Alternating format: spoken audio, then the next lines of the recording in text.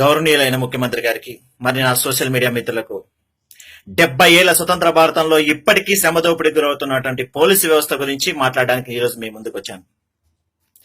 Dear friends, మీకు అందరికీ తెలుసు పోలీసు వ్యవస్థ అనేది సంవత్సరానికి 365 రోజులు 24 గంటలు ఎండనక వాననక బందోబస్తులు నిర్వహిస్తూ మీ రక్షణగా ఫ్యామిలీకి దూరంగా నెలకు 20 నుంచి 30 రోజుల పాటు విధులు నిర్వహిస్తూ తన ఆరోగ్యాన్ని పణంగా పెడుతుందని, అలాంటి పోలీస్ వ్యవస్థకి నేడు ఈ పాలక వర్గం ఇస్తున్న జీతాలు ఎంతో తెలుసా అండి మీకు? పట్టుమని 8 గంటలు, రోజుకి 8 గంటలు, ఉదయం 10 గంటల నుంచి సాయంత్రం 5 నుంచి 6 దాకా ఉద్యోగం చేస్తున్నటువంటి సాధారణ గవర్నమెంట్ ఎంప్లాయీ కంటే తక్కువ జీతాలు. అందున సంవత్సరానికి 365 రోజులు పోలీస్ వ్యవస్థ ఉద్యోగాలు చేస్తుంటే పండగలని, జాతరలని, సెలవులని, సెకండ్ సండేలని ఇలా 365 రోజుల్లో 150 రోజులు సెలవులు పోగా 200 రోజులు మాత్రమే ఉద్యోగాలు నిర్వహిస్తున్నటువంటి గవర్నమెంట్ ఎంప్లాయీల కంటే పోలీస్ వ్యవస్థకి తక్కువ జీతాలు ఇస్తుంది. ఇది ఎంతవరకు న్యాయం సార్? అందుకే ఈ సోషల్ మీడియా తరఫున ఈ రోజు అడగడానికి వచ్చాను. పోలీసులకు ప్రత్యేక పిఆర్సీ ప్రకటించండి. సంవత్సరానికి 365 రోజులు 24 గంటలు కష్టపడుతున్న వారి కష్టాన్ని, శ్రమని గుర్తించండి. మాకు ప్రత్యేక పిఆర్సీ ఇవ్వండి. డియర్ ఫ్రెండ్స్, మీకు అందరికీ తెలుసు సమాజంలో ఉన్న ప్రతి వ్యవస్థ తమ హక్కుల సాధన కోసం ధర్నాలు, రాస్తారోకోలు చేసి తన హక్కులను సాధించుకుందని. 70 ఏళ్ల స్వతంత్ర భారతంలో ఇప్పటి వరకు ఒక్క ధర్నా కూడా, ఒక్క రాస్తారోకో కూడా నిర్వహించకుండా ప్రజల యొక్క శాంతి భద్రతలే ముఖ్యం అనుకుని మాకెన్ని కష్టాలున్నా కూడా ఏ రోజు రోడ్ల మీదకి రాకుండా విధులు నిర్వహిస్తున్న ఒకే ఒక్క వ్యవస్థ పోలీస్ వ్యవస్థ.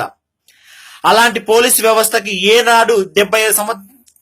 ఏనాడు ఏ పాలక వర్గం ఏ ఒక్క సహాయం కూడా చేయలేదంటే ఇది ఎంత అన్యాయమో మీరే ఆలోచించండి.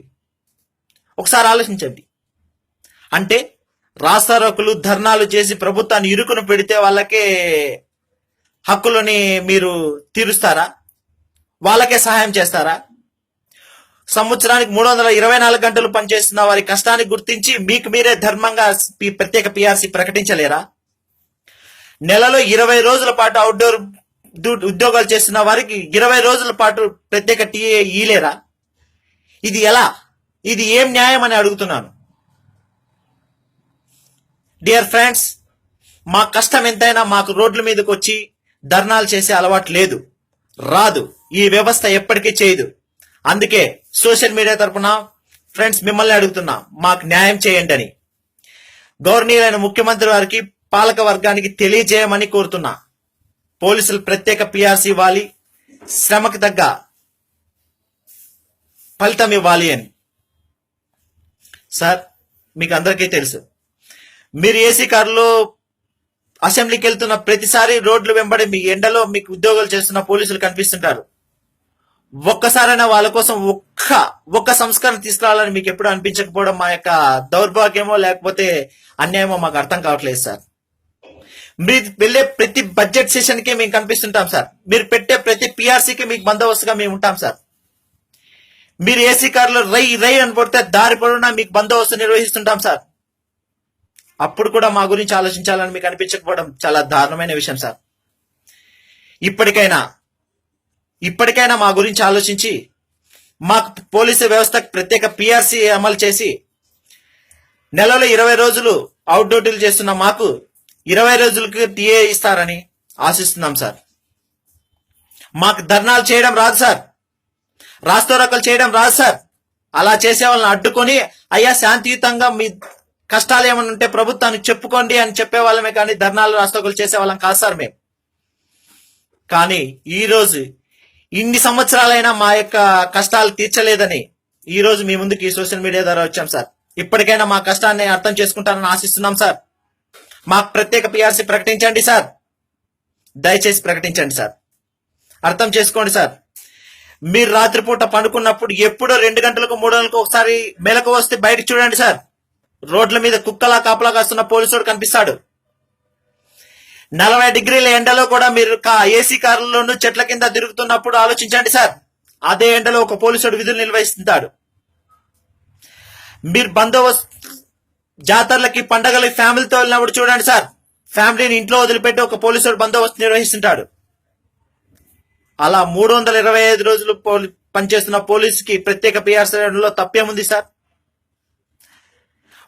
శ్రమకు తగ్గ ఫలితాన్ని ఇవ్వడంలో తప్పేముంది సార్? ఆలోచించండి సార్, ఇకనైనా ఆలోచించండి సార్. 70 ఏళ్ల స్వతంత్రంలో ఇప్పటికీ బాధపడుతున్నాం సార్. పోలీస్ వ్యవస్థలో సంస్కరణలు తీసుకురండి సార్, దయచేసి తీసుకురండి సార్. మాకు రాస్తా రోకులు ధర్నాలు చేయడం చేత కాదు సార్. ఆలోచించండి సార్, ఆలోచించండి. నా సోషల్ మీడియా మిత్రులకు ఈ సందర్భంగా ఒకటే, మాకు ధర్నాలు రాస్తా రోకులు చేయడం రాదు కాబట్టి మా కష్టాన్ని తీసుకెళ్లగల ఒకే మీడియా ఈరోజు సోషల్ మీడియా కాబట్టి సోషల్ మీడియా ద్వారా అడుగుతున్నాను. ఫ్రెండ్స్, మీరందరూ శ్రీ గవర్నీలైన సీఎం గారికి పాలకవర్గానికి తెలియజేస్తారని ఆశిస్తున్నాను. ఫ్రెండ్స్, మీలో కొంతమంది అనొచ్చు, పోలీసు వారు లంచాలు తీసుకుంటున్నారు, వాళ్ళెందుకు పిఆర్సీ అని. బ్రదర్, మన భారతదేశంలో ప్రతి వ్యవస్థలోనూ కొంతమంది లంచాలు తీసుకునే వాళ్ళు ఉంటారు. అది నేనా నువ్వా అనే దాని గురించి పట్టింపులు లేకపోతే, అలా తప్పు చేసిన వారికి ఎవరికైనా శిక్షలు ఉన్నాయి, అలాంటి వాళ్ళ మీద ఏసీబీ దాడులు జరుగుతున్నాయి, జైల్లో పెట్టగలుగుతున్నాం. హక్కులకి చట్టాలకి ముడిపెట్టద్దండి. 10 మంది చేసే తప్పుకు 100 మందికి శిక్షలు అనేది కరెక్ట్ కాదు. ఇంకా శిక్షలు పెంచుదాం, తప్పు చేసిన వాళ్ళని ఎంత మంచిది. అయినా ఒక మాట బ్రదర్, ఎవరు బ్రదర్ ఇక్కడ? ఏ వ్యవస్థ బ్రదర్? 500 నోటుకి సారాయికి ఓటర్లంతా అమ్ముడుపోతున్నారని నానుడింది. అంటే ఓటర్లంతా తప్పుడోళ్ళు అంటామా బ్రదర్? అన్నాం కదా. వ్యవస్థనంతా అనలేం. ఉద్యోగాలు చేయకుండా టీచర్స్ జీతాలు తీసుకుంటూ మధ్య మీల్స్ లో పర్సెంటేజ్ తీసుకుంటానంట. అలాగని చీటర్ వ్యవస్థనంతా తప్పు పట్టలేం కదా బ్రదర్. ఇలాగే రెవెన్యూ వ్యవస్థ కాబట్టి ఏ వ్యవస్థన కానీ కొంతమంది వ్యక్తుల కోసం వ్యవస్థను ఎప్పుడు తప్పు పట్టద్దని బ్రదర్. అర్థం చేసుకుంటారని, ఆలోచిస్తారని, మా పోలీసు వ్యవస్థకు ప్రత్యేక పిఆర్సీ, ప్రత్యేక టీఏలు ప్రకటించి మా యొక్క వ్యవస్థని కాపాడతారని ఆశిస్తూ సోషల్ మీడియా తరఫున మీ అందరినీ కోరుకుంటున్నాను. నమస్కారం.